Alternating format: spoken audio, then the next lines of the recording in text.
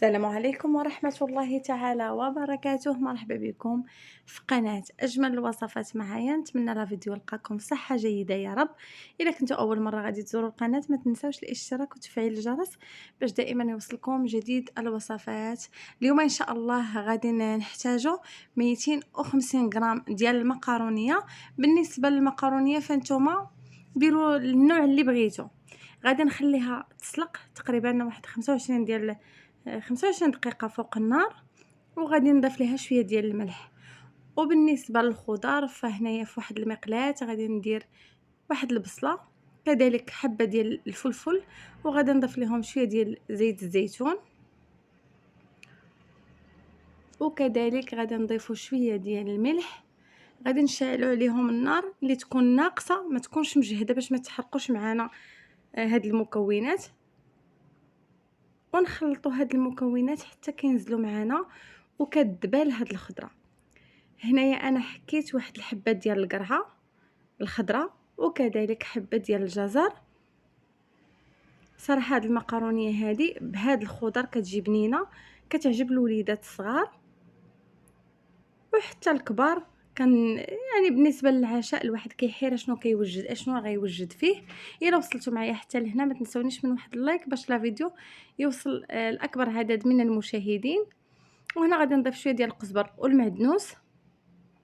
ممكن كذلك ديروا حتى طماطم المصبره او لا طماطم محكوكه.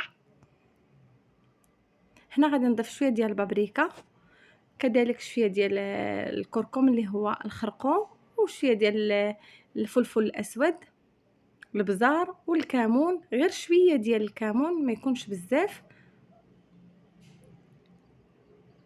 فممكن كيف ما قلت لكم تضيفوا الطماطم محكوكه او لا الطماطم المصبره اللي كتزيد غير كتعطينا اللون. لكن هاد الخضر راهم كافيين باش كتجينا هاد المقارونيه ديالنا بنينه بزاف. وكيف ما شفتوا المقارونيه راه ما كنطيبوهاش بزاف باش ما تلاصقش معنا. صافي كنضيفها في هاد المقلاة من بعد ما كيكونوا الخضر صافي طابوا ليا، وكنبقى نخلط بهذا الشكل هذا.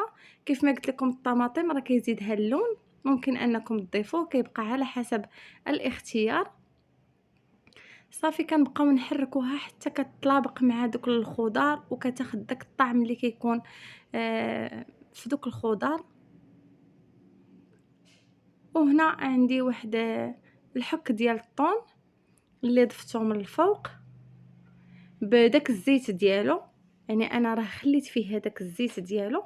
كيف ما شفتوا في الاول راه درت زيت الزيتون، لكن درتها قليله بزاف باش ملي نضيفوا هذا الزيت ديال الطون ما كتجيناش المقارونيه ديالنا ما كتجيناش ميدمه بزاف. صافي هنا من بعد ما طابت غادي نحطها في صحن التقديم. غادي تجربوها اكيد غادي تعجبكم. صراحه كتجيب الخضر بنينه بزاف.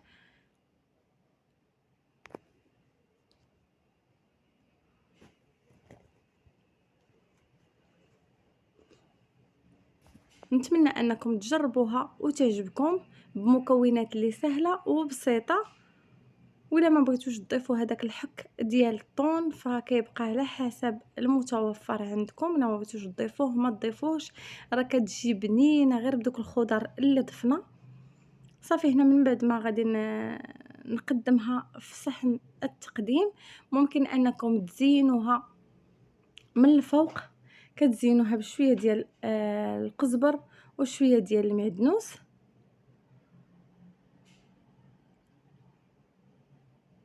نتمنى انكم تجربوها وما تنسوش تخليو لي لايكاتكم وكذلك الاشتراك في القناه فضلا وليس امرا. الى هنا وصلت معكم النهايه ديال الفيديو. الى اللقاء في فيديو جديد ووصفه جديده. بسلام عليكم.